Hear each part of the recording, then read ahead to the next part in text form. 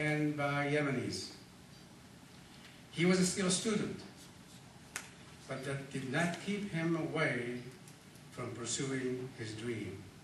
He borrowed money and then assembled a well-educated and talented editorial team like Muhammad al-Duais, Gamal Muhammad al-Turki, al-Qirsh, Shakir al-Ashmi, Dr. Muhammad Aziz, Abdallah Tuhayb, and Salim al-Gindari. And the Yemeni American News was born. They envisioned a bilingual newspaper that readers and contributors could navigate through the paper with ease according to their fluency in either language, Arabic or English. The first issue was out in June of 2008. It started with Arabic version on the left side, left half, quite awkward for someone reading Arabic from left to right. And the English version on the right side, also awkward to read English from right to left. But Rashid and his team of fast learners, the second edition corrected the problem as we see it today.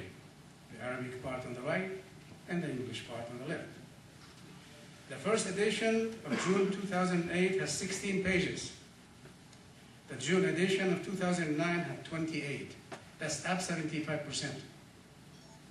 The first edition had 14 Arabic articles and 8 English.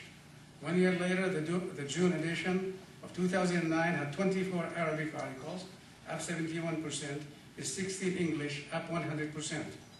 There were 12 ads in the first issue. It's jumped to 224 in the June of 2009, an increase of 100%. With this kind of return, maybe we all should invest in the Yemeni American News. This gives you an idea of the physical growth of the paper, but I cannot quantify its diversity, nor its value to the Yemeni people in particular, and to the Arabs in general. It has opened a forum for our people, young and old, men and women, to express themselves and to share their knowledge, advice, and experience, not only with their fellow Yemenis, but with all Arabs and fellow Americans. In a sense, it has become a unifier. Also, educates others about our native country, our history, our culture, and our people. When I read Muhammad Abdullah and Abdul Galil Ali's articles, titled "Behind Every Immigrant There is a Unique Story," in the May and June issues respectively, I could relate to them. Many Yemenis can relate to them. Many immigrants, regardless of origin, can relate to them. They set a good example that in this beautiful land of opportunity, the United States of America, with determination and hard work, we all can rise above the difficulties of the past and establish a better future for ourselves and for our families, just like Muhammad Abdullah and Abdul Galil have done. Through the Yemeni American News, many will get to know them as good examples and role models. We can follow their footsteps. They prove that we can progress without losing our identity, our culture, our religion, or our values in this beautiful land of diversity. We can learn and assimilate the best in America and give America the best we have. The logo on the Yemeni News, the bridge between the ancient skyscrapers of Yemen and the modern skyscrapers of America, is a symbol of that exchange. As you can see, the Yemeni American News is not only informative and educational on a variety of topics, but it is also full of symbolism. I just hope and pray that we as Yemenis and as Arabs will appreciate the Yemeni American news and use it as a forum to freely communicate with each other about our lives, our thoughts, our experience, our hopes, and our dreams. Today, the Yemeni American news reaches many Yemeni communities throughout the United States and reaches many more through its website worldwide.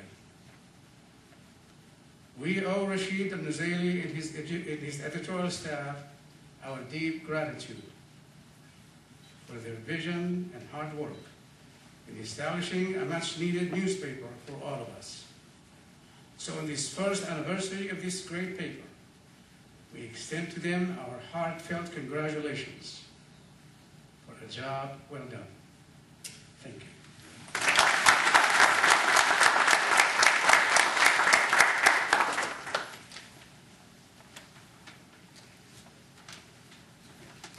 Thank you, Dr. Rashid. Promoting higher education within our community is their slogan. The American Association of Yemeni Scientists and Professionals, Michigan chapter, is giving away 4 scholarships tonight to 4 bright students. Please welcome with me Mr. Sakhr al-Mawri to say a few words about AUISP and to also honor our graduates.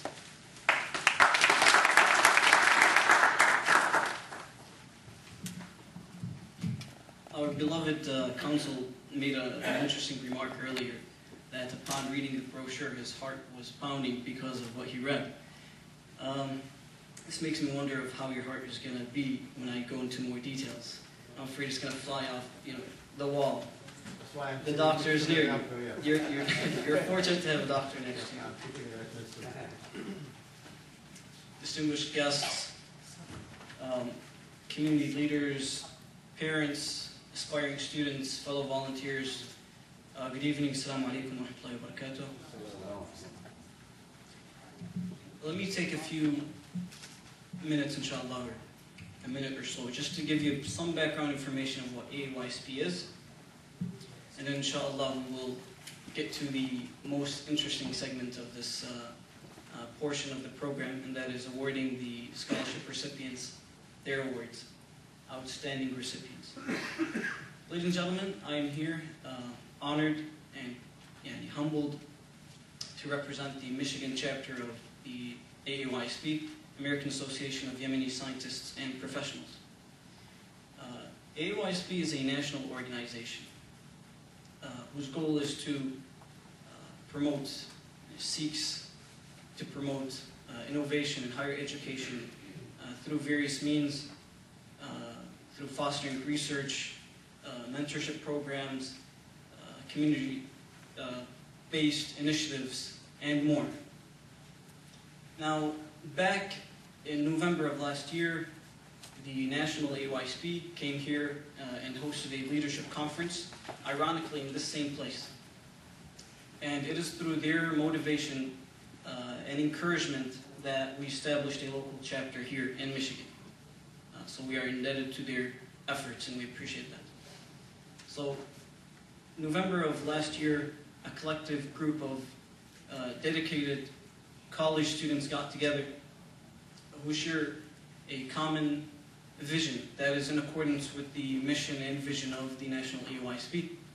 They got together and started to delineate ideas and implement them and help the community, because this is our objective, is to do as much as we can for our community. AUISP ever since has and continues to grow, and we are grateful to that. Just to give you a glimpse of what we do, AUISP has held several lectures in the local schools, Fortson High School, for instance, whereby we brought leaders, established professionals from the community to advise, to encourage, to motivate high school students, and to tell them of the importance of higher education. These programs went beautifully. We also had the opportunity to go to Salina Elementary School and Middle School